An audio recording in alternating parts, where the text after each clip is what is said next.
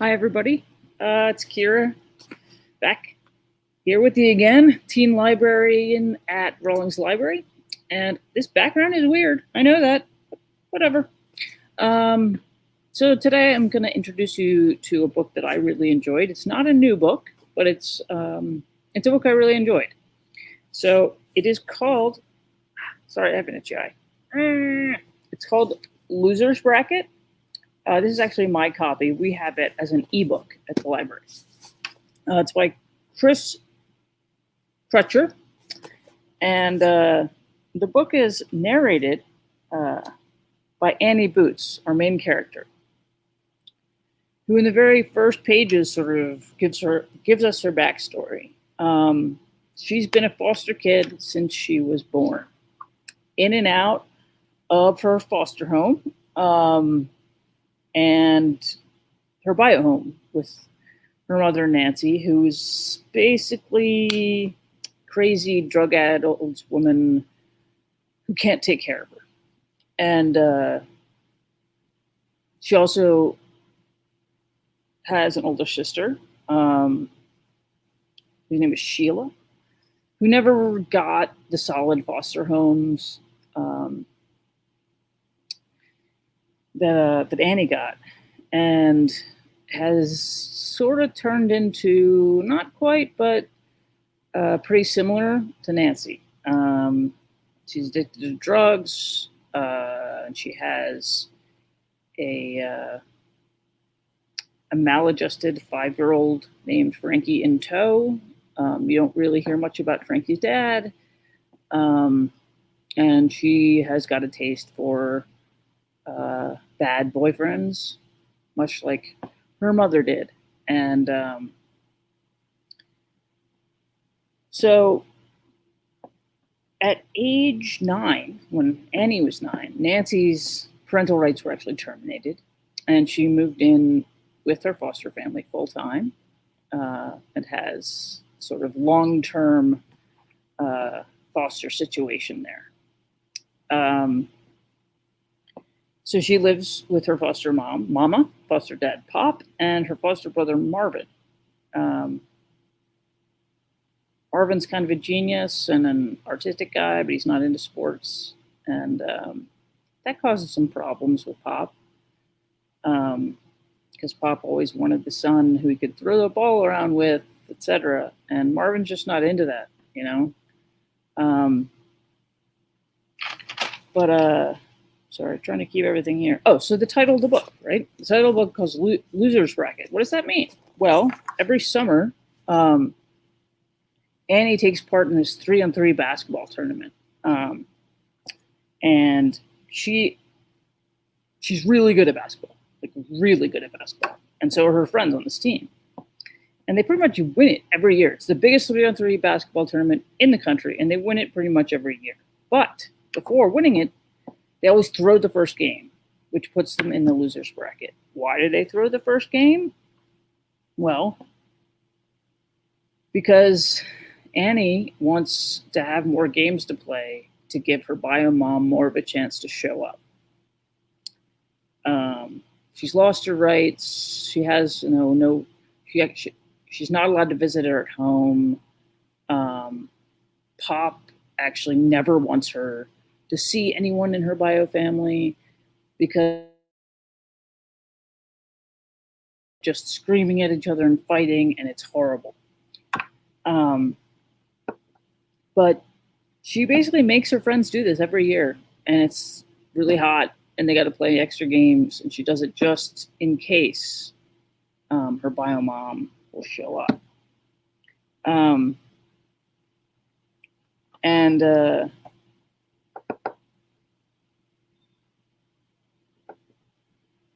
so I'm going to take you back. Her foster family is really stable, and pretty great. You know, they even take in Frankie, her sister's little boy, when Sheila is essentially off on a tear. You know, getting drugs or just doing whatever. You know, Sheila's not a great mom, and she's not great to Frankie, but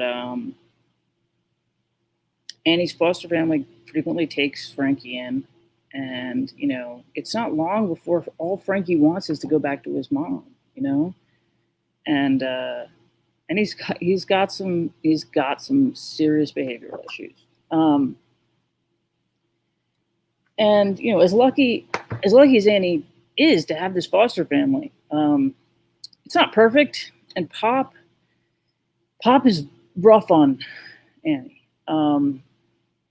Every time he goes to one of her sporting events, he's got to analyze the entire thing with her, and not in a very positive way at all. And he doesn't want her to see anyone in her bio family ever. So she ends up lying to him all the time. And he doesn't really treat her very well, as much as he provides for her. It's not a good relationship, and it causes her a lot of stress.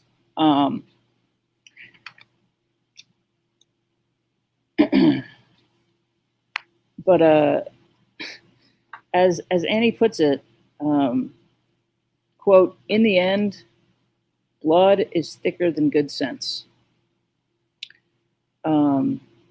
She knows that every time she sees her bio family, it's going to end badly. They're going to end up fighting and screaming at each other, or it's going to be a disappointment. But she can't stop. I mean, she feels this pull towards them constantly, and she's in therapy, and they talk about it. And one thing that the therapist has taught her is that, as a small child, Annie was, I don't know how to pronounce this, but parentified, so that she, as a kid, was trying to take care of her mother, and she wants to control, she wants control over stuff she cannot control, but she keeps being drawn back and being drawn back. I mean, you love your family. There's a connection there that can never be severed. And at the same time, Annie really has these two worlds.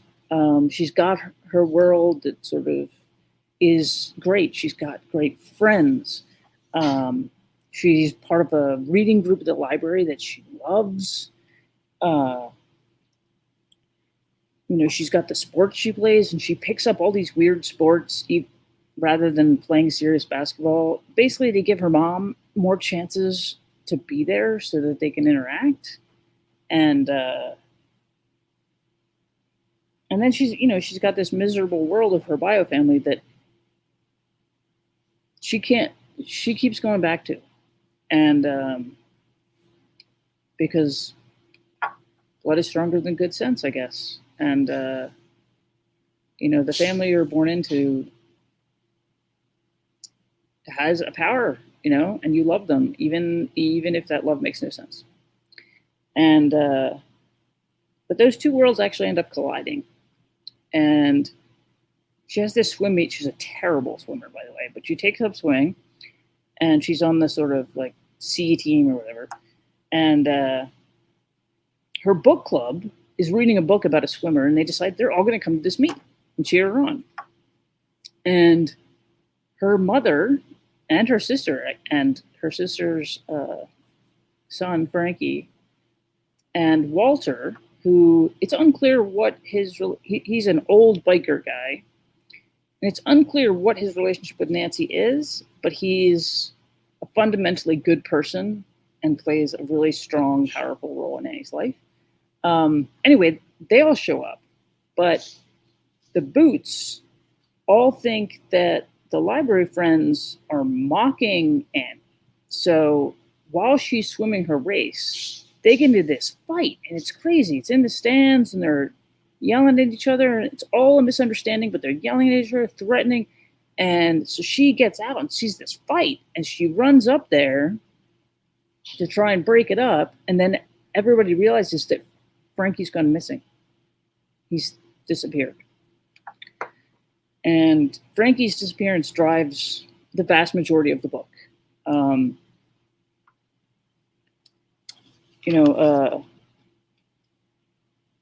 Annie all hell breaks loose in Annie's heart and in her head. She's taking responsibility for this, even though it has not, it's not her responsibility. It's not her fault, but she takes responsibility for it. She can't control that, and she's going crazy. And from there, everything is focused on Frankie and to find Frankie and to take care of Frankie. And in the rest of the book, Walter plays a really big role, and Annie's former social worker, Wiz, he plays a big role. And it comes down to both finding Frankie, and Annie so wants Frankie to have a better childhood, to not have to fight all of the demons she's fighting. And she's obsessed with sort of taking care of him. It's also about Annie's struggle to let herself become one person, as opposed to living these two lives and trying to control these two things. It's a great read. It's a quick read for those of you who are not into like super long books. I'm not great at super long books, to be honest, except unless I get completely lost in them and lose time, which is the best thing ever. But it's a great read. You'll get into it and you'll fly through it, and you'll care so much about Annie. And you'll care about her friends, and you'll weirdly care about her family, even though her bio family, even though they drive you crazy. And it's a really fascinating look. I mean, I'm sure some of you out there, know a lot more about being a foster kid and dealing with biological family who constantly lets you down and you can't trust. I was lucky enough to have a biological family who is amazing. But how strong Annie is and how strong she is in trying to deal with things that have developed because of where she was as a kid, and dealing with like having to be taken from your biological family and put with another family who you also feel strongly about, but you can't give up that tie, So it's a great book. Check it out on our website. We've got it on as an ebook. It's a great book, so read it. And with that, I'm going to say goodbye. We miss you. We're tired of this virus, just like you're tired of it. I want you guys all make sure you're taking care of each other and take care of yourself. Okay? Physically take care of yourself, stay healthy, but mentally take care of yourself. This is really hard. This has been really hard on all of us. Reach out to your friends. Make sure you're taken care of up here. Okay? I care about you even if I've never met you. And I want you to be well whenever I do get to meet you. Okay? Take care, everybody. And I'll see you sometime. I'll see you on the screen, definitely. But I'll see you in real life at some point. Okay. Take care, everybody. Bye-bye.